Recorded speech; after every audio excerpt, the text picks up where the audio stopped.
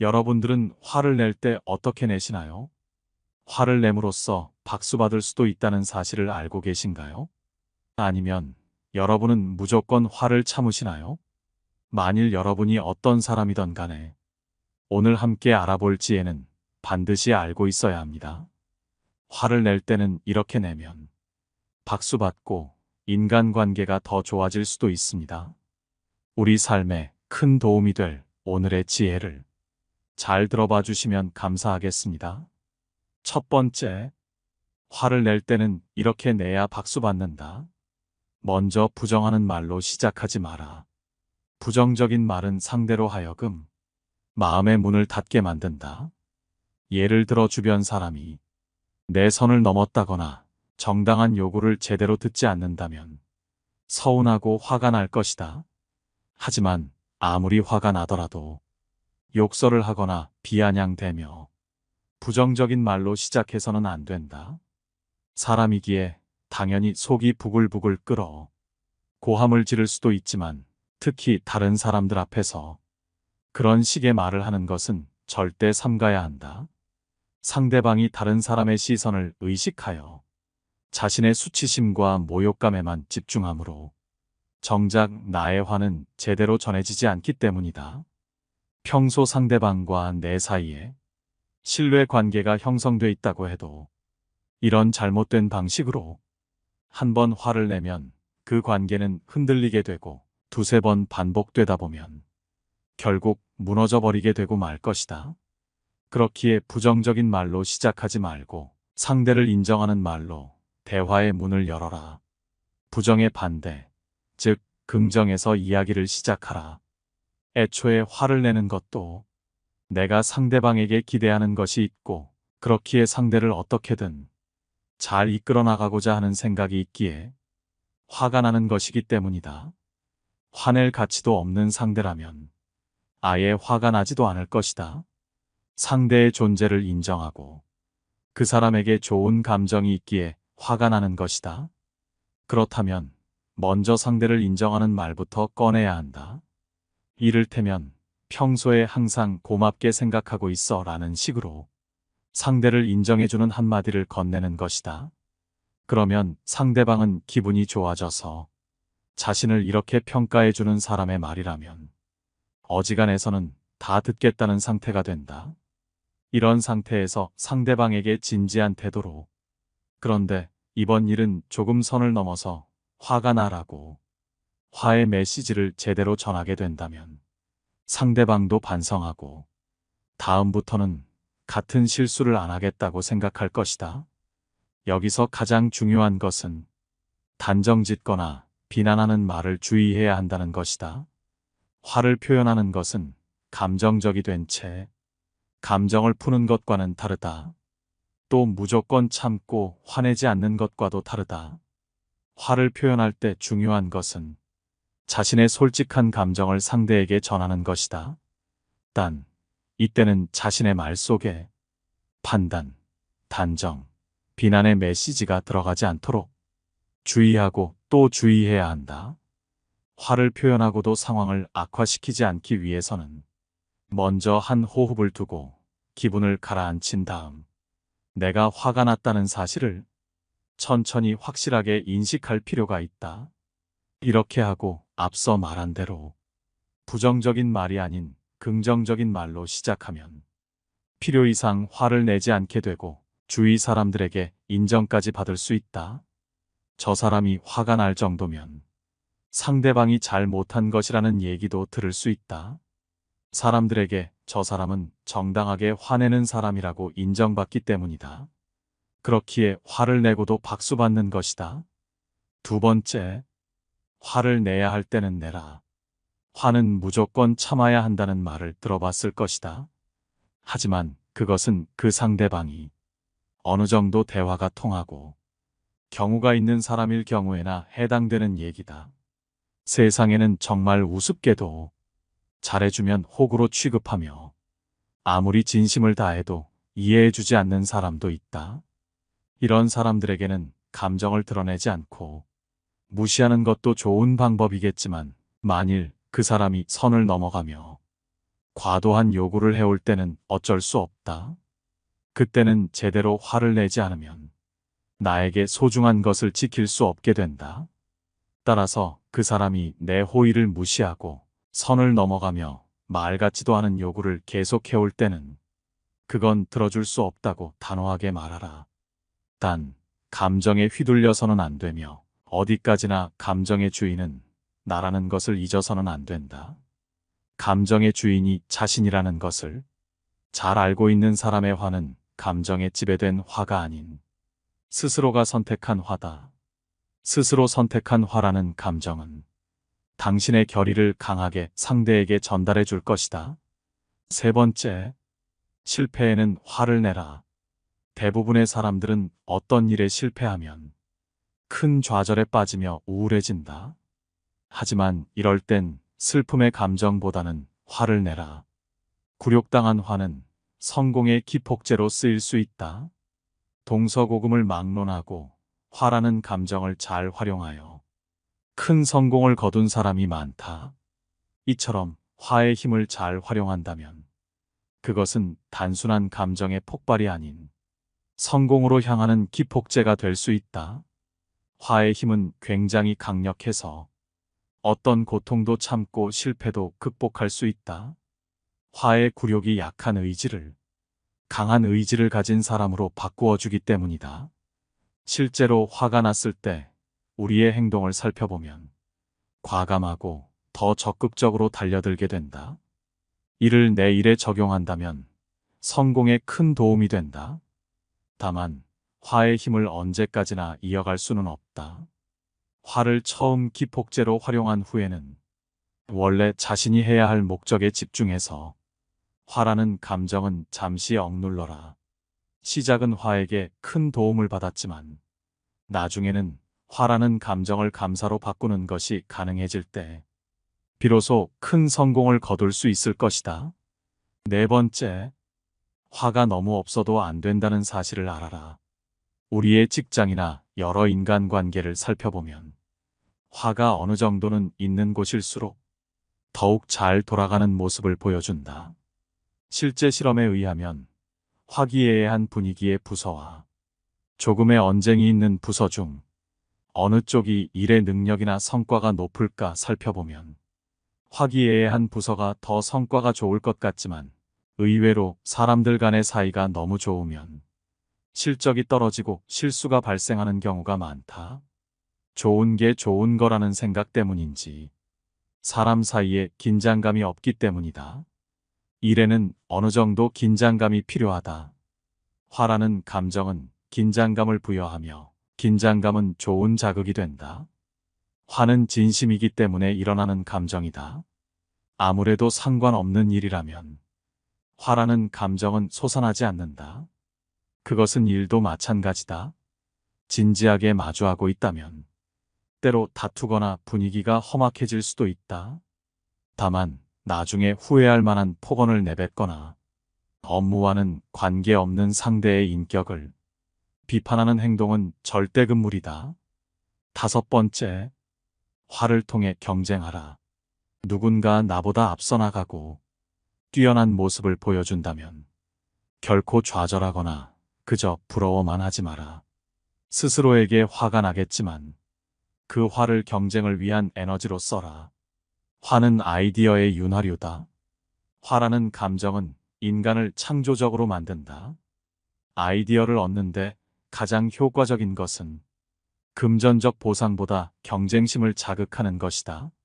사람은 자극을 주면 능력을 더 크게 발휘한다. 경쟁심도 화라는 감정의 하나다. 혹시 지금 의욕이 없고 지루함에 빠져 있는 사람이라면 자기 안에 화라는 감정에 불을 붙여봐도 좋을 것이다. 어제의 나와 경쟁하며 어제의 나보다 더 앞서 나가라. 내 주변에 있는 사람들보다 열심히 해보겠다 생각해 보아라. 거기에 화의 에너지를 빌리면 탄력이 붙는다. 지는 것을 싫어하는 마음을 잘 활용하여 어떤 분야에서든지 조금 더 성장할 수 있다. 여섯 번째, 화의 힘을 활용하라. 화는 사람을 과감하게 만들어준다. 화는 자신이 부당하거나 불공평한 취급을 받았을 때, 혹은 자신이 타당하다고 생각하는 것을 하고자 하는데 타인에게 방해받았을 때 일어나는 감정이다.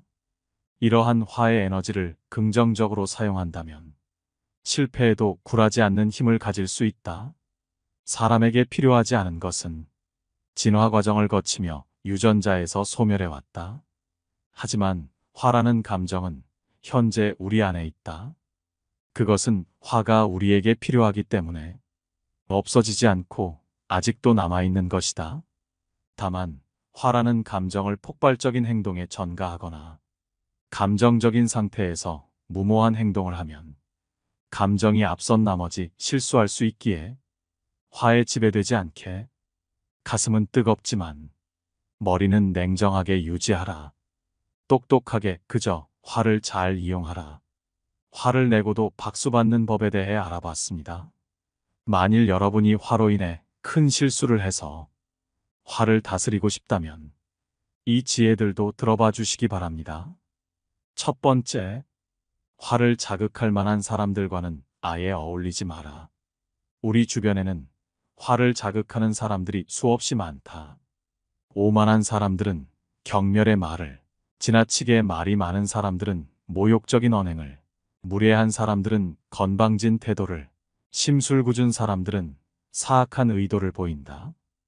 호전적인 사람들은 싸움을 걸어올 것이며 허풍쟁이는 허황된 거짓말로 내 안의 화를 자극할 것이다. 이런 사람들 앞에서라면 누구라도 참기 어려울 것이다. 그러니 솔직담백하고 천성이 바르고 절제할 줄 아는 사람들을 골라서 사귀어라. 평온한 사람들과 함께 살다 보면 마음의 평온을 얻게 되고 화를 낼 이유 자체가 없어지기 때문에 악한 행동을 저지를 기회가 없어진다. 그러다 보면 결국에는 자신의 화를 자극할 만한 사람들을 나 스스로 피하게 될 것이다. 두 번째, 몸과 마음이 지치지 않아야 쉽사리 상처받지 않는다. 마음이 불안하거나 지치면 쉽사리 화를 내게 된다. 이 들거나 나이가 많이 들어서 쇠약해진 사람들이 화를 잘 내는 것은 이 때문이다. 지친 사람은 싸움을 찾아다닌다는 옛말도 있는 것처럼 배고픈 사람, 목마른 사람, 불만에 가득 찬 사람도 싸울 거리를 찾아 헤맨다. 육체적인 피로를 느끼지 않는 것도 중요하다. 일단 몸이 지치면 본래 고요하고 온화했던 마음이 사라지고 비통함에 젖기 때문이다. 가능한 한 과도하게 피로하지 않는 선까지만 일을 하고 정말로 힘들 때는 시를 읽거나 음악을 듣거나 여행으로 지친 마음을 달래라. 세 번째, 남의 것을 부러워하는 탐욕을 억누르자. 우리를 화나게 하는 요소들에는 어떤 것이 있을까? 모욕감을 주는 언행, 자신을 무시하는 몸짓, 아니면 의심 등을 들 수 있다. 어쩌면 이런 일들은 갓난아이들이 소꿉 장난을 하면서 투닥거리는 정도로 대수롭지 않은 것들일 수 있다. 그런데도 우리는 이런 소소한 문제들을 지나치게 크게 부각시킴으로써 스스로 분노를 자극하곤 한다. 좁은 도로에서는 오가는 사람들 사이에 말다툼이 끊이지 않지만 넓디 넓은 도로에서는 제 아무리 많은 사람들이 오간다 해도 싸움이 벌어질 일이 없다. 결국 우리는 너무나 하찮은 것, 남의 것을 갖고 싶은 탐욕을 억누르지 못해서 분노에 사로잡히곤 하는 것인지도 모른다.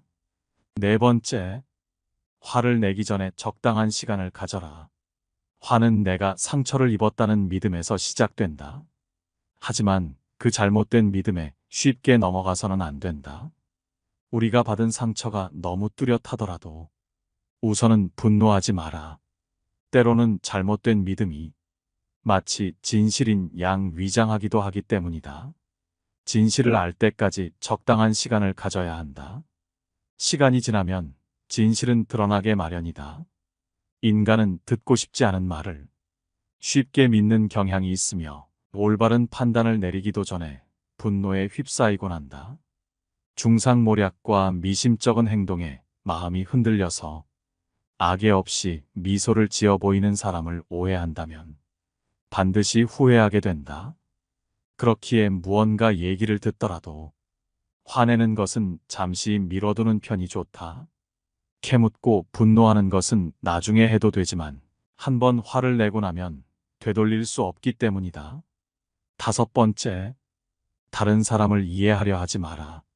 당신이 맞을 수도 있고 서로의 의견이 다를 수도 있다. 어찌됐건 사람들은 언제나 당신이 원하는 대로 행동하지 않는다. 당신의 기준과 맞지 않는 사람이 나에게 참견하거나 무언가를 지적하게 되면 물론 화가 날 수 있다. 하지만 당신이 펄펄 뛴다고 해서 세상이 얼마나 바뀌겠는가.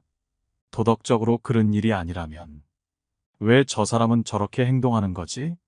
라며 이해하려 노력하거나 화내지 말고 그저 나와 다른 사람이구나 생각하는 여유를 가져라. 그렇게 한다면 그 사람으로 인해 쓸데없는 스트레스를 받지 않는다.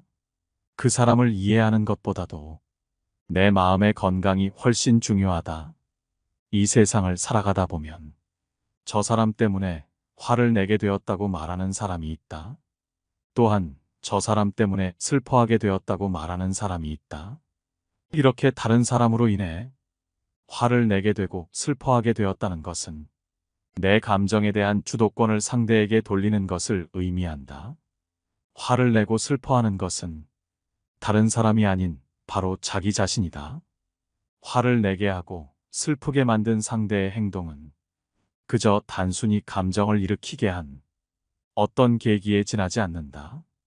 모든 것은 그 누구도 아닌 나 자신이 결정한 행동이기 때문이다. 어떤 상황이 닥쳤을 때 화를 낼 것인가, 말 것인가를 결정하는 것은 바로 자신이다. 우리는 인생에서 매일 혹은 매 순간마다 어떤 상황과 마주서게 되고 선택을 하게 된다. 그것은 어떤 때는 좋은 상황이기도 하고 어떤 때는 나쁜 상황이기도 하며 심한 때에는 끔찍한 상황이기도 하다. 그러나 지금 내 눈앞에 펼쳐진 상황에는 사실 그렇게 큰 의미가 없다. 단지 나 자신이 그 상황에 어떤 의미를 부여하느냐의 문제일 뿐인 것이다. 6번째, 화를 냈을 때 뭐가 바뀔지 생각하라. 당신은 분명 뭔가가 마음에 들지 않아? 화가 났을 것이다. 하지만 화를 낸다고 해서 당신이 원하는 방향대로 일이 흘러갈까 생각해보면 이 세상이 돌아가는 것은 전혀 그렇지 않다. 실컷 화를 낸 뒤 원하는 것을 얻어낼 가능성은 거의 없다고 볼 수 있다. 화가 나는 상황이어도 당신의 목표가 무엇인지 다시 한번 생각해 보아라. 나쁜 일은 좋은 약에 불과하다. 지금 우리에게 나쁜 일들이 일어난다면 이 나쁜 일들을 환자가 먹는 약이라고 생각하라. 약은 맛있으지만 몸을 고친다. 고난과 역경은 나의 정신에는 약이 되므로 기뻐하라. 진짜 고통은 나의 내면을 기만할 때에만 존재하는 법이다. 무언가 두렵고 화가 난다면 그 이유는 바깥이 아닌 바로 자기 안에 있음을 기억하라. 성내기를 심히 하면 기운을 상하고 생각을 많이 하면 크게 정신을 소모한다. 정신이 피로하면 마음이 수고롭기 쉽고 기운이 약하면 그에 따라 병이 생긴다. 슬퍼하고 기뻐하는 것을 심하게 말며 음식은 마땅히 고르게 하며 밤에 술 취하는 것을 거듭 금하고 무엇보다 마음이 고요한 새벽에 성내는 것을 경계하라. 7번째, 공격적으로 대하지 말고 적극적으로 대응하라. 공격적인 태도와 적극적인 태도는 얼핏 보면 비슷해 보일 수는 있으나 상당히 다른 결과를 가져온다. 만약 당신을 화나게 만든 사람에게 공격적으로 대하면 그 순간에는 통쾌한 기분이 들지도 모른다. 하지만 그 상대 역시 언젠가 당신을 공격할 것이다. 반대로 적극적인 모습을 보인다면 인정받는다. 상대의 악의를 호의로 바꾸는 등 상황이 호전되며 진정한 대인배가 될 수 있을 것이다. 지금 화가 난다고 해서 공격적으로 남에게 폭언을 하거나 난폭한 행동을 하지 마라. 분노는 한때에 불과하다. 만일 지금 불행하다고 느낀다면 바로 자신이 저질렀던 모든 나쁜 행동을 기억하라. 이것은 기분이 나쁘겠지만 자신을 개선시키는 힘이 있다. 개개인의 삶이 얼마나 다른가는 중요하지 않다. 완성으로 가기 위한 거리는 누구에게나 똑같기 때문이다. 우리는 모두 완성에서 멀리 떨어져 있다. 자기 자신이 다른 사람들을 가르치는 선생이라 생각하는 경우도 있지만 우리는 언제나 학생이 되어야 한다. 인생의 역할 모델을 찾고 있다면 단순하고 겸손한 사람으로 찾으라. 진정으로 위대한 사람은 그런 사람이다. 노여움은 그저 한때의 광기일 뿐이다. 노여움을 누르지 않으면 노여움이 나를 누른다는 것을 알아야 한다. 8번째, 화에 지배되지 말고 내가 잘 사는데 집중하라. 당신을 화나게 만든 일들에 대한 분노가 하루 종일 머릿속을 헤집고 다니게 놔둬선 안 된다. 당신을 화나게 만드는 사람들의 무례함은 그 사람의 인격을 드러내는 것이지 당신의 인격이 아니다. 하지만 이에 대한 분노에 사로잡히면 당신은 분노와 과거에 얽매인 사람이 될 수 있다. 머릿속의 부정적인 생각은 곱게 접어 서랍 속에 집어넣고 당신은 그저 당신의 인생을 살아라. 나를 화나게 한 어리석은 사람 때문에 내 인생을 화내는 데 쓰지 말라는 것이다. 분노는 나약함의 증거이지 힘의 증거가 아니다. 사람들이 종종 분노에 사로잡혀 그것을 억제하지 못하는 것은 분노 속에 일종의 과격한 멋이 있다고 착각하기 때문이다. 하지만 그것은 그저 착각에 불과하다. 분노의 발작에 지지 않기 위해서는 분노 속에는 좋은 것이라고는 아무것도 없고 또 있을 수도 없다는 것. 분노는 나약함의 증거이지 힘의 증거가 아니라는 것을 알아야만 한다. 화를 내고 서로 멱살잡이를 하거나 아이나 여자 같은 약자를 때리는 사람은 강한 것이 아니라 스스로 자신의 나약함을 폭로하고 있는 것이다. 내 관점을 변화시켜라. 길가에 핀 꽃 한 송이를 어떻게 보느냐에 따라 행복과 불행이 엇갈린다. 길가에 핀 작은 꽃 한 송이도 어떤 마음으로 받아들이느냐에 따라 위로가 될 수도 있고 안 될 수도 있다. 이것은 행복도 불행도 마찬가지다. 예를 들어 내가 힘든 상황에 처해 있더라도 다른 사람들에게 힘차게 인사하겠다 마음먹으면 분명 누군가가 웃는 얼굴로 받아들여 줄 것이다. 행복한 조건을 갖추었기 때문에 행복한 것이 아니라 행복하다고 느끼기 때문에 행복한 것이다. 우리가 있는 모든 곳이 마찬가지다. 현재를 즐기는 사람은 그곳이 어디든지 즐거운 곳으로 만들 수 있다. 오늘 함께 알아볼 지혜는 여기까지입니다. 화를 내고도 박수를 내는 방법과 화를 내지 않고 다스리는 법을 모두 알아보았습니다. 이 두 가지의 주제는 반대되는 주제 같지만 결국에는 화를 어떻게 내 마음대로 쓸 수 있는지, 화를 내야 할 때와 안 내도 될 때는 언제인지를 잘 알게 만들어주는 공통된 지혜라고 생각합니다. 화라는 것은 결코 쉽게 다스릴 수 있는 것이 아니지만 우리 모두 어제의 나보다 조금 더 성장하여 화를 내더라도 멋지게 화를 잘 다스릴 수 있는 그런 사람이 되기를 바랍니다. 영상 시청해 주셔서 감사합니다. 깨달음의 광장입니다.